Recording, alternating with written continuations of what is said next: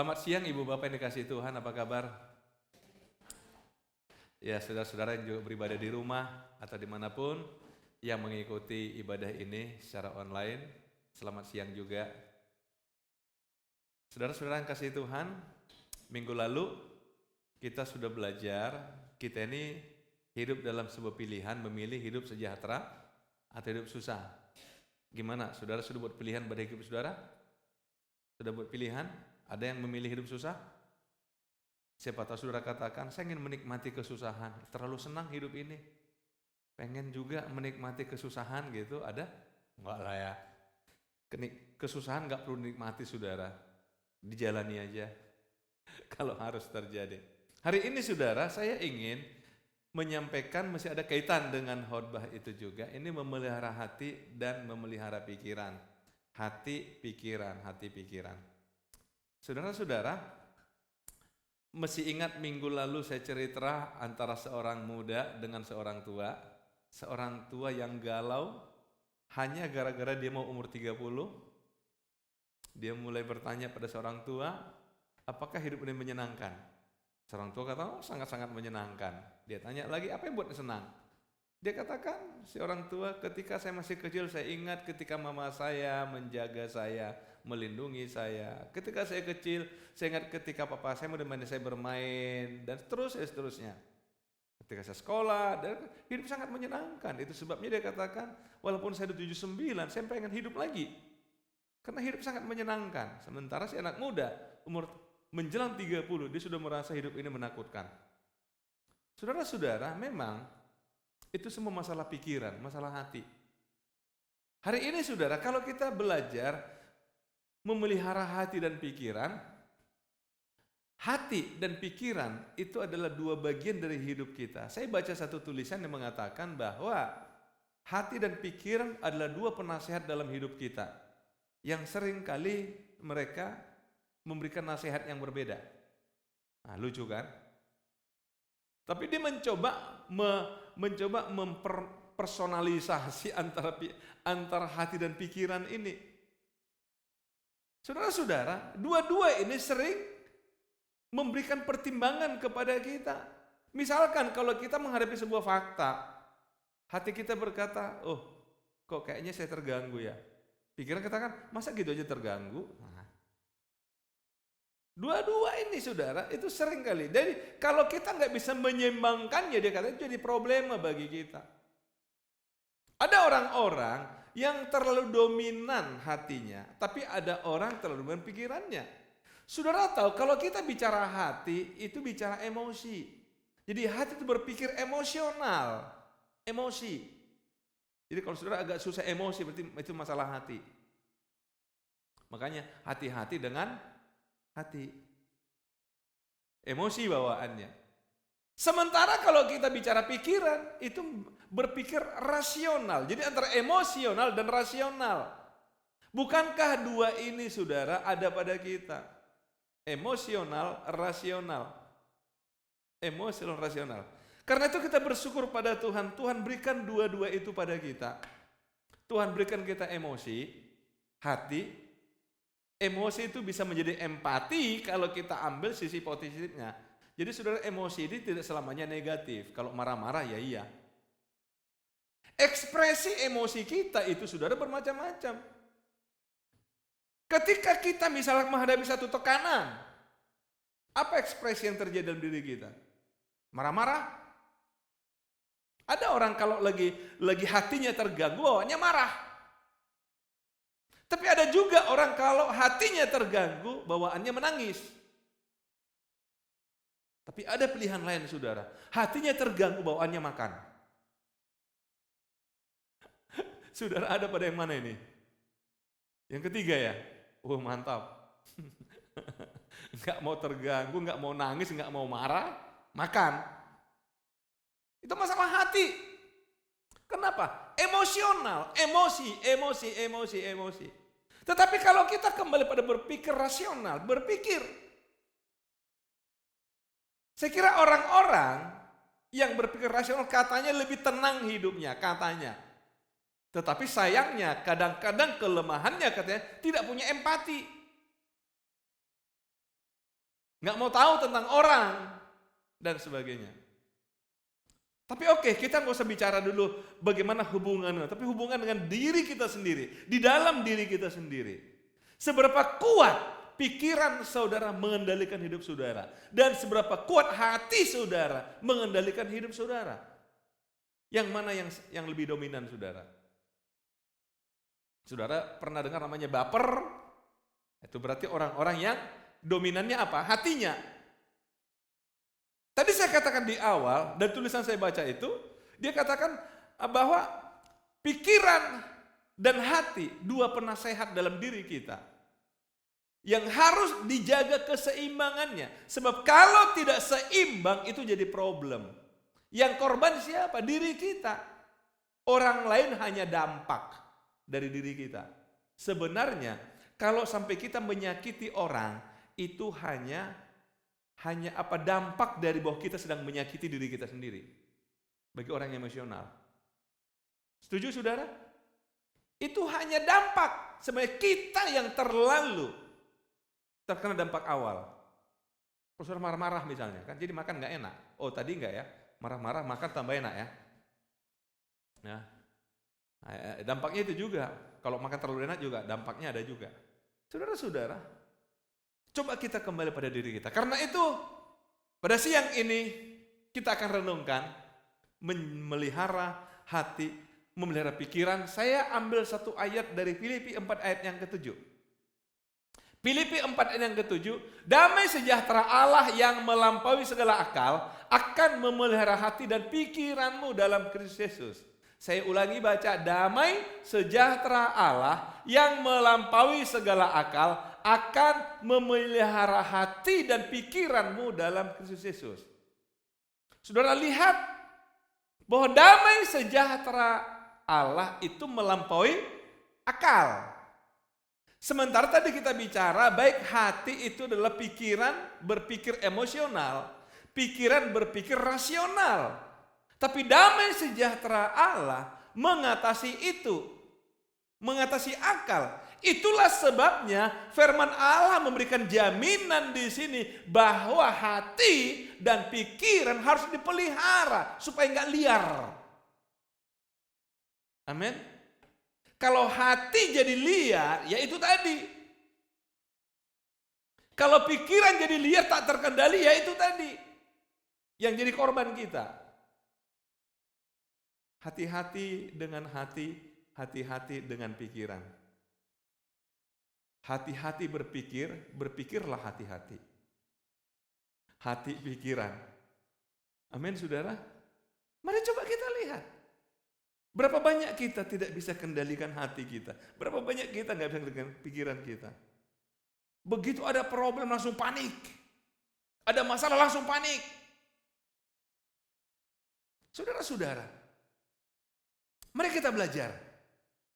Damai sejahtera Allah yang melampaui segala akal. Artinya ketika saudara menghadapi satu situasi yang akal saudara tidak mampu lagi mencerna, enggak usah takut. Allah punya damai sejahtera yang melampaui itu. Ketika hati saudara terlalu menyakiti saudara, bukan menyakiti orang lain loh. Seringkali hati kita kan menyakiti kita. Ketika enggak tahu mau buat apa, kembali. Saya punya damai sejahtera Allah. Saudara-saudara, yang perlu kita belajar adalah, minggu lalu kita belajar tentang shalom. Shalom itu bahasa Ibrani. Alkitab perjanjian lama ditulis dalam bahasa Ibrani, makanya digunakan kata shalom. Tapi Alkitab perjanjian baru yang kita katakan tadi damai sejahtera, itu tulis dalam bahasa Yunani, digunakan kata eirene. Eirene, saudara. Makanya ada banyak orang memberi nama anaknya Eirin. Sama, artinya sama, damai sejahtera. Nah, kita udah belajar minggu lalu damai sejahtera berarti ada perasaan damai, ada selamat, ada di sana kepuasan, ada ketenangan, ada keamanan, ada perasaan tidak khawatir, tidak khawatir. Damai sejahtera bertidak khawatir. Berarti lawan dari damai sejahtera adalah khawatir, betul? Lawan damai sejahtera khawatir. Orang yang khawatir nggak mungkin damai sejahtera. Nah sekarang kita lihat apa sih khawatir itu?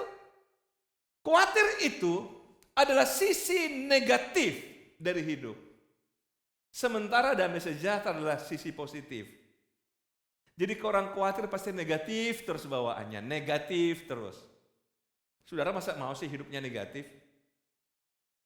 Gimana saudara? Jadi kita yang punya hidup. Kita yang punya hidup. Khawatir itu apa? Karena hari esok. Khawatir itu selalu terkait dengan hari esok, besok. Memikirkan besok gimana, ini gimana, besok gimana, mesti makan atau besok. Besok itu siapa mau ku makan? Saudara, besok. Orang khawatir itu berpikirnya masalah ke depan. Berpikir ke depan. Karena dia khawatir akan hari esok, maka terjadilah kesusahan. Dia menjadi susah karena mikiri besok. Dia menjadi gelisah karena mikiri besok. Dia menjadi takut karena besok. Kembali besok. Aduh. Artinya khawatir. Jangan besok aku nggak hidup lagi. Saudara-saudara, mari kita lihat. Khawatir lawan dari damai sejahtera. Lawan damai sejahtera. Karena itu, mari kita lihat Alkitab. Alkitab mengatakan begini. Khawatir. Sebab itu, janganlah kamu khawatir akan hari besok. Karena hari besok mempunyai kesusahannya sendiri. Kesusahan sehari cukuplah untuk sehari. Susah hari ini belum terselesaikan, udah mikiri susahnya besok. Kalau hari ini susah begini, gimana lagi mau besok? Apa aku mesti manggup ya? Alkitab katakan, kesusahan sehari cukup sehari. Besok aja dipikirin. Yang hari ini aja dulu, susah hari ini juga atasi. Susah hari ini aja dulu diatasi. Kalau hari ini kita bisa mengatasi, besok pasti bisa, kan gitu. Amin. Yesus katakan, kesusahan sehari cukup sehari. Jangan khawatir akan hari esok. Kesusahan sehari cukup sehari. Karena kita nggak bisa menyelesaikan hari esok hari ini. Bisa nggak? Besok udah kita selesaikan, nggak bisa. Karena besok kita nggak tahu apa yang terjadi. Kita nggak pernah tahu besok terjadinya seperti apa. Kadang-kadang kita sudah bangun satu rencana, satu besok berubah. Ya, bubar. Maksud Tuhan adalah hari ini, karena besok kita nggak tahu seperti apa. Nggak bisa kita selesaikan. Selesaikan hari ini aja. Apa yang kau alami hari ini? Masalah hari ini, selesaikan hari ini. Jangan, sekali lagi, jangan mencoba-coba menyelesaikan masalah hari esok hari ini. Karena kita nggak tahu besok terjadi apa. Kemudian Yesus juga mengatakan, siapakah di antara kamu yang karena kekhawatirannya dapat menambahkan sehasta pada jalan hidupnya? Lihat, kekhawatiran bukan nambahin umur, tapi ngurangin. Saudara-saudara, satu ketika saya dengar nasihat orang berkata gini, Bapak rumah pakai tangga ya? Saya bilang, iya. Bagus Pak. Kenapa? Setiap satu tahap tangga itu Bapak naik, nambah umur Bapak 1 detik. Terus saya bilang, kalau turun gimana? Loh kita kan gak mungkin naik tangga, gak turun tangga. Artinya begini, orang selalu dikaitkan dengan tambah umur saudara. Yesus katakan, khawatirmu itu gak nambahin umur. Khawatir gak nambahin, mengurangi iya. Saudara perhatikan, siapakah dan karena kekhawatirannya hari esok, akhirnya dia umur panjang. Kemudian dikatakan lagi, jadi jikalau kamu tidak sanggup membuat barang yang paling kecil, mengapa kamu khawatir hal-hal yang lain? Kekhawatiran kita sesuatu yang berarti yang di luar batas pikiran kita. Yang tidak mampu kita lakukan. Hal-hal kecil aja nggak mampu. Kenapa kita khawatirkan yang tidak bisa kita kerjakan? Itu artinya. Kenapa kita khawatir sesuatu yang di luar jangkauan kita? Kenapa kita khawatir yang di luar emosi kita, di luar kemampuan kita merasa, di luar kemampuan kita berpikir? Kenapa itu semua yang kita khawatirkan? Gimana kalau dunia ini meledak? Loh, dunia meledak. Ada orang pernah kirim WA ke saya. Sekarang mulai dijajaki kehidupan di dunia lain. Dunia cuma satu. Yang lain itu planet lain ya kan, maksudnya kan, tapi di dunia lain. Dunia lain kan konotasinya beda, saudara. Gimana saudara mau di dunia lain? Berarti mati dong. Saudara-saudara, orang mulai jauh-jauh karena khawatir kalau dunia satu ketika kiamat, saya masih punya tempat yang lain. Ya ampun, jauh amat. Halo, lebih baik saudara nikmati nasi yang masih enak. Bakso BPK. Gak usah pikir aneh-aneh lah saudara. Kembali. Yang kecil-kecil gak sanggup dipikiri, ngapain dipikirin? Ngapain dikhawatirin? Ini khawatir, ini khawatir, ini khawatir, ini khawatir. Akhirnya gak damai, gak tenang.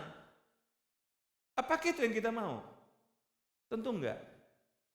Nah sekarang Alkitab juga ingin mengajar kita kembali pada Filipi pasal yang keempat tadi, nasihat Paulus. Untuk melihara hati dan pikiran, dia katakan berdoa. Saudara tahu yang menarik di sini, Rasul Paulus ketika beri nasihat ini sedang dipenjara. Dipenjara bukan karena melakukan kejahatan, tetapi hanya karena dia mengajarkan Yesus Kristus. Dipenjara. Dan nasihat ini diberikan pada jemaat yang mengkhawatirkan dia. Ketika jemaat mengunjungi dia, mereka pikir, aduh kasihan Paulus, dia sedang stres di penjara. Oh enggak, dia bilang, enggak, saya enggak khawatir, saya enggak stres, saya enggak takut. Kalian yang kukhawatirin. Jadi saudara lihat, kita khawatir tentang orang, padahal orang itu khawatir sama kita. Pernah saudara begitu? Kita mengkhawatirkan orang, orang itu ternyata enggak apa-apa. Bahkan dia sedang mengkhawatirkan kita yang mengkhawatirkan dia. Nah coba lihat, muter di situ. Halo? Hidup ini jadinya begitu, saudara. Nah dia katakan, yang pertama kalau kita mau melihara hati dan pikiran, berdoa. Rasul Paulus berkata, janganlah hendaknya kamu khawatir tentang apapun juga. Tetapi nyatakanlah dalam segala hal keinginanmu kepada Allah dalam doa dan permohonan dengan ucapan syukur. Berdoa. Apa yang tidak mampu engkau pikirkan, sampaikan pada Tuhan. Nyatakan kepada Tuhan. Segala hal, segala hal, segala hal, segala hal. Sebab kalau saudara paksa berpikir, jebol saudara. Tahu maksud saya? Depresi. Tiba-tiba saudara teriak, habis teriak ketawa. Ini berarti kan sinyal tidak stabil. Saudara-saudara, sama. Dipelihara di hati. Jebol lagi itu pertahanan. Maka dia katakan, ya udah, jangan khawatir apapun juga, sampaikan aja segala hal itu kepada Tuhan dengan doa, dengan permohonan, dengan ucapan syukur. Saya menarik saudara, kenapa dibagi tiga? Dengan doa. Doa itu selalu kita katakan doa itu ada penyembahan di sana, ya kan? Ada pujian, ada nyanyian dan sebagainya lah. Kemudian permohonan udah pastilah. Apa permohonan saudara? Tapi jangan lupa ucapan syukur sama Tuhan. Dalam doa, permohonan, ucapan syukur. Saudara-saudara, kadang-kadang saya nggak tahu ketika saudara di bawah tekanan dan sebagainya, saudara larinya kemana? Ketika saudara mendapatkan satu tekanan yang sangat berat, saudara larinya kemana? Kadang saudara kita keliru. Ketika tertekan kita curhat pada seseorang. Bukannya kita dimengerti, malah kita disalahkan. Atau malah kita dihakimi. Kamu gitu aja. Saudara-saudara. Malah dihakimi, kita terluka. Tapi curhat sama Tuhan aja. Curhat sama Tuhan. Sampaikan sama Tuhan. Mau menangis, nangis aja sama Tuhan. Amin saudara. Doa. Doa. Ini yang pertama. Doa. Doa. Kalau kita curhat sama orang lain sekali lagi, ada banyak kemungkinan terjadi. Bukannya dia menolong kita, malah curhat kita dijadikan bahan cerita. Dan apalagi saudara tahu kalau orang bercerita supaya seru, cerita ditambah-tambahin. Sehingga ada pepatah mengatakan titip uang berkurang, titip omongan bertambah. Itu biasa. Karena itu saudara, nasihat Paulus sudahlah berdoa sama Tuhan aja lah. Nyatakan sama Tuhan aja lah. Permohonan sama Tuhan aja lah. Amin saudara. Sama Tuhan aja lah. Ini yang pertama. Dan yang kedua, apa dia katakan? Pikirkan hal-hal positif. Pikirkan. Saya tidak menggunakan kata berpikir positif, bukan. Tapi pikirkan hal-hal positif. Karena memang Alkitab menggunakan istilah itu, lihat. Jadi akhirnya saudara-saudara, semua yang benar, semua yang mulia, semua yang adil, semua yang suci, semua yang manis, semua yang sedap didengar, semua yang disebut kebajikan dan patut dipuji, pikirkanlah semuanya itu. Kira-kira apa saudara? Yang benar, hal yang benar, yang mulia, yang adil, yang suci, yang manis, apalagi yang sedap didengar, minum makanan kali, apalagi ya hal-hal yang menyenangkan. Saya pernah saudara dulu suka atur pertemuan dengan teman-teman seperti itu ya, kadang berdua, kadang bertiga, berempat. Biasalah sore-sore sedang ngopi hanya untuk ketemu, ya saling cerita. Satu ketika saudara, saya janjian pada seorang teman. Janjian seorang teman untuk kita ketemu di satu kafe ngobrol gitu ya. Biasalah udah lama gak ketemu. Saudara begitu ketemu, kita baru jalan menuju ke meja, dia cerita, udah tahu belum? Langsung dia buka cerita tentang aib seseorang gitu loh. Tentang aib, aduh saya bilang. Begitu duduk saya bilang, bisa nggak kita ganti topik? Saya bilang, loh ini fakta Pak. Iya fakta sih fakta, saya tahu itu fakta. Tapi saya nggak suka dengarnya. Yo kita perlu tahu Pak, supaya kita berjaga-jaga. Saya bilang, iya nggak suka saya. Tapi saya harus sampaikan ini. Saya bilang, gini aja deh. Kita ganti topik atau kita bubar, saya bilang. Karena bagi saya begini saudara, saya tidak mau meracuni pikiran saya dengan hal negatif seperti itu.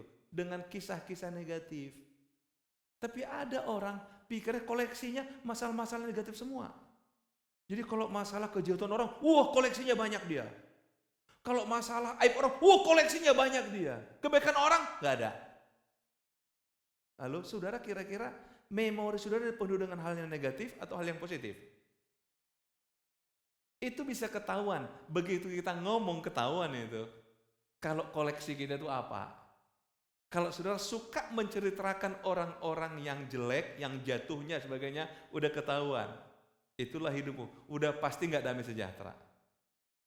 Udah pasti orang ini takut, orang ini khawatir. Saudara tahu salah satu, kenapa orang suka ceritakan gerakan orang lain? Itu sebenarnya sedang berlindung dia, kalau aku jelek ternyata bukan hanya aku ya, orang lain juga jelek. Nah kira-kira begitu. Ini orang-orang gak percaya diri. Saudara-saudara, kalau percaya diri gak peduli mau kamu gimana-gimana, itu kamu, saya. Ini berpikir selalu negatif. Pikirkan yang manis kenapa? Nanti saudara hadir sebuah pesta, kenapa ya? Kok kayaknya makanannya, nah, saudara ngeluh lagi di sana. Padahal acaranya bagus misalnya. Saya jujur saudara, kalau saya ke pesta istri saya, pasti kalau pulang itu, istri saya komentar pertama pasti menu. Sudah tahu artinya kan? Berarti suka makan. Kalau saya enggak, karena saya enggak suka makan. Jadi kalau saya di pesta itu menu itu bagi saya enggak ada masalah, karena bukan itu tujuan saya ke pesta. Saya tujuan ke pesta itu mau hadir, berikan ucapan selamat pada yang punya pesta. Paling saya acaranya, desainnya, itu menarik bagi saya. Saudara kira-kira ke pesta apa yang paling menarik? Makanan juga. Tapi saudara, kita akhirnya komplain. Kenapa sih sayang sekali? Tadi sebenarnya makannya cuma sayang. Sayang apa? Gak banyak. Akhirnya ada komplain lagi. Kenapa sih? Oh tadi puji Tuhan ya, bagus ya. Oh ya puji Tuhan ya, puji Tuhan ya. Kadang-kadang saudara lihat, Kita masuk ke rumah orang, kita kritik rumah orang. Rumahmu sih bagus, cuma sayang. Harusnya kursi nggak begitu modelnya, harusnya begini, begitu. Yang punya rumah pikir, kira-kira dalam hati yang punya rumah apa? Satu ketika ada seorang anak muda, seorang anak cerita ke saya, ketika dia masih anak muda, ternyata papanya ini paling suka semua foto itu ditempel di dinding. Jadi dinding rumahnya kayak galeri gitu. Penuh semua. Anaknya kasih saran, Pak, boleh enggak Bapak cuma tempel foto-foto khusus aja, yang lain simpan. Bapaknya bilang apa? Ini rumahku, suka-sukaku. Nanti kalau kau punya rumah, buat suka-sukamu. Nah, coba lihat. Siapa yang terganggu di situ? Gimana, saudara? Ya udah, urusan dia. Urusan dia. Masa ini, ngapain sih kita cari perkara, saudara? Pikiri yang gak perlu dipikirin. Kenapa yang gak manis-manis, yang sedap, yang mulia? Ingatkan kisah saya tadi itu, anak muda tadi sama orang tua. Si orang muda ini berpikir, aduh. Tapi si orang tua, waduh, hidup ini menyenangkan. Kenapa sih? Apa kurang banyak yang menyenangkan dalam hidup ini, saudara? Sehingga saudara gak bisa bahan cerita, bahan pikiran. Ya katakanlah bisnis saudara gak terlalu maju hari ini, tapi kan tahun-tahun lalu maju. Saudara ambil satu contoh di Alkitab ya.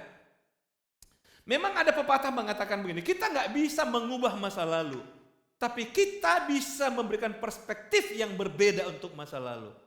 Sehingga masa lalu yang menyakitkan sekalipun bisa terasa manis pada hari ini. Contohnya di Alkitab itu siapa? Yusuf. Yusuf itu bukan sangat sakit, saudara, ketika umur 17 tahun. Dia dibenci oleh abang-abangnya. Kemudian ketika dia punya niat baik, disuruh ayahnya mengantar makanan ke tengah-tengah hutan, tempat abang-abangnya mengembalakan ternak. Apa yang dia alami?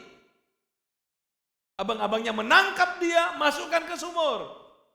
Kemudian menjual ke Mesir.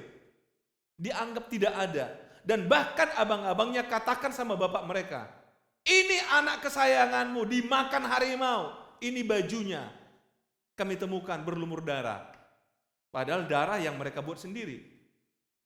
Terbuang, terlupakan Yusuf. Terlupakan sekian lama. Saudara-saudara, tapi ketika Yusuf menjadi petinggi di Mesir, orang kedua di Mesir yang mengatur ekonomi dunia pada masa itu, waktu abang-abangnya datang menghadap dia dan mohon ampun, bahkan mengatakan kami siap engkau hukum apapun hukumannya atas kesalahan kami di masa lalu. Yusuf bilang apa? Dia kata, memang kamu mereka-rekakan yang jahat, tapi Tuhan merekakannya untuk sebuah kebaikan. Dengan maksud seperti yang terjadi sekarang ini, hidup semua bangsa. Artinya Yusuf katakan begini, saudara, enggak, kalian enggak salah bang. Justru aku bersyukur kalian jual aku ke Mesir. Sebab kalau kalian tidak jual aku ke Mesir, enggak mungkin aku seperti sekarang. Jadi kalian tuh berjasa dalam hidupku. Bisa enggak bilang begitu? Kalau saudara pada posisi Yusuf, saya yakin saudara begini, gimana saudara? Sekarang baru tahu. Biar kau tahu ya, bumi ini kayak roda pedati.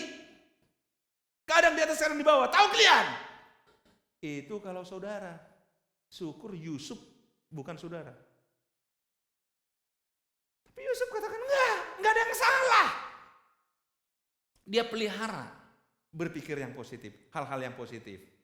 Dia bisa melihat hal positif dari perbuatan yang buruk sekalipun.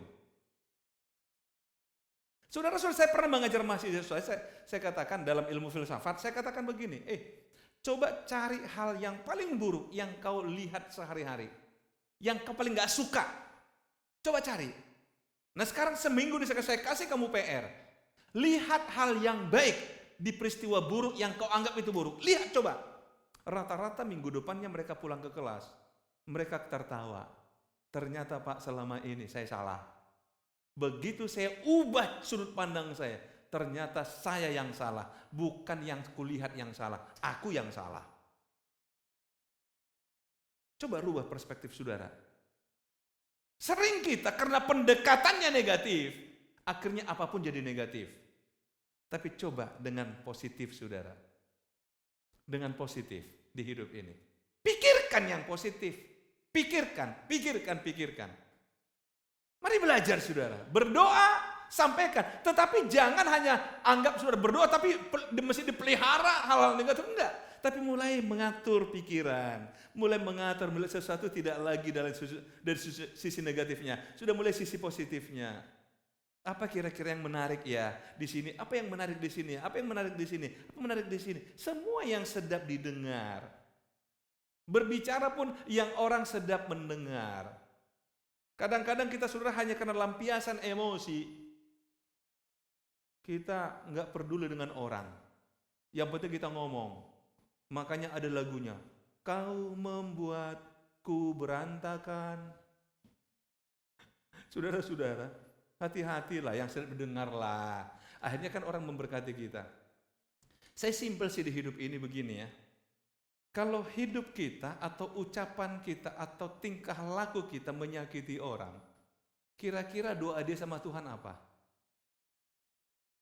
Apa doa dia sama Tuhan? Ngadunya kepada siapa dia? Bahaya kan kalau ngadunya sama Tuhan. Masih mending ngadunya sama keluarga kita. Kalau sama Tuhan, final. Langsung penghakiman dari Tuhan. Hei, tolong renungkan lagi. Ini serius ini. Serius. Kalau saudara menyakiti orang, dia ngadunya sama Tuhan. Kira-kira Tuhan sama kita gimana urusannya? Jadi saudara tahu, kenapa Alkitab mengatakan, jangan menghakimi sesamamu, tapi suruh mengampuni. Karena apa? Supaya Tuhan yang menghakiminya. Kalau kita menghakimi, Tuhan lepas tangan. Jadi jangan kira kalau orang gak melawan sama kita, beres. Enggak. Itu sama dengan dia serahkan sama Tuhan, poin pertama tadi. Dia menangis sama Tuhan. Tuhan, sakit kali aku ribut sama dia, Tuhan. Sakit kali, Tuhan. Ngadu sama Tuhan. Urusannya repot, saudara. Halo? Bisa ditangkap, saudara? Jadi saudara mulailah. Yang sedap didengar, yang mulia, yang suci, yang manis, yang adil, disebut kebajikan, pikirkan semuanya itu. Tetapi saudara nggak cukup hanya berpikir, tapi kerjakan juga hal-hal yang positif. Dan apa yang telah kamu dengar, yang tadi itu. Yang manis sedap didengar, yang kamu terima, apa yang telah kamu dengar dan apa yang telah kamu lihat padaku, kata Paulus, lakukanlah semuanya itu. Maka Allah sumber damai sejahtera akan menyertai kamu. Lakukan. Yang dilakukan juga hal-hal yang benar, hal-hal yang positif, bukan hal-hal yang negatif. Amin, saudara. Kadang-kadang yang kita lakukan sih sederhana. Tapi karena itu positif, maka jadi positif bagi kita, positif juga bagi orang lain. Sederhana. Saya berapa kali mengalami, saudara, sekarang barangkali ada orang-orang rata-rata mungkin sehari bisa dapat 10-15 ayat-ayat Alkitab di WA ya. Zaman dulu ketika masih jarang, saudara, saya masih pakai SMS dulu, saya sudah memulai ngirim orang. Satu ketika, saudara, saya jam 11-an begitu ditelepon seorang bapak yang memang setiap pagi saya rajin kirim ayat sama dia. Begitu ketemu, dia ajak saya, Pak, nanti siang kita ada waktu nggak Bapak? Saya ajak Bapak makan siang deh. Dia sebut satu restoran. Dia datang, dia sudah di situ, saya datang jam 12, dia sudah di situ, udah duduk. Begitu duduk, langsung ditanya begini. Dia nggak nanya Bapak makan apa, enggak. Langsung udah poin dia. Dia katakan nih, Pak, dari mana Bapak tahu saya punya masalah? Saya yang bingung. Saya bilang, Bapak punya masalah apa? Nah, kembali dia bingung. Jadi Bapak nggak tahu saya punya masalah, dia bilang. Enggak. Dia bilang, jadi kenapa Bapak kirim ayat itu sama saya? Yang tadi pagi itu loh, Pak. Yang Bapak bilang gini, oh iya, memang kenapa? Saya bilang. Akhirnya dia curhat. Saya sedang mengalami begini, Pak. Dan ayat itu merasa jawaban atas masalah saya. Nah, saya nggak tahu. Hal kecil, hanya sebuah ayat. Tapi dia katakan apa? Itu jawaban Tuhan bagi saya, Pak. Kadang kita nggak pernah menduga, saudara. Pernah nggak saudara hanya mengatakan, halo Pak, apa kabar? Sehat ya? Sehat ya, Tuhan memberkatimu. Itu kalimat mungkin biasa. Tapi bagi orang yang sedang punya masalah, itu menjadi kalimat yang luar biasa.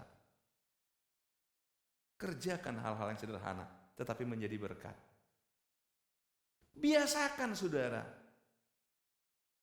Kerjakan hal yang benar. Bukannya berpikir, tapi belajar juga. Kalau saudara sering memberikan kata-kata pedas pada orang lain, coba diubahlah menjadi kata yang manis. Kalau tadinya saudara katakan, memang kulihat kau cantiknya, tapi kelakuanmu, coba rubah. Coba rubah. Coba rubah. Oke? Bisa dirubah. Katakan, kelakuanmu secantik parasmu. Wah, kan berbunga-bunga dia. Masalah kau jujur atau tidak itu urusanmu. Itu urusanmu, jujur atau tidak. Tapi setidaknya barilah dari hidup kita hal-hal yang positif itu mengalir. Mulai mengalir. Supaya kita akhirnya happy ya. Damai sejahtera Allah yang mengawali hati dan pikiranmu. Diulangi lagi di sini. Akan menyertai kamu. Hiduplah dalam sejahtera. Akhirnya saya buat kesimpulan begini. Memelihara hati dan pikiran. Caranya yang pertama apa? Halo, bisa sama-sama? Yang kedua, memikirkan hal positif. Yang ketiga, mengerjakan hal positif. Damai sejahtera akan dipelihara oleh Allah. Kalau kita dari sisi kita mau berdoa, menyerahkan segala pada Tuhan. Yang kedua, kita mau memikirkan hal-hal positif. Dan yang ketiga, mengerjakan hal positif. Maka Allah memelihara kita dengan damai sejahtera yang melampaui segala akal. Memelihara hati dan pikiran saudara. Amin. Tuhan Yesus memberkati kita.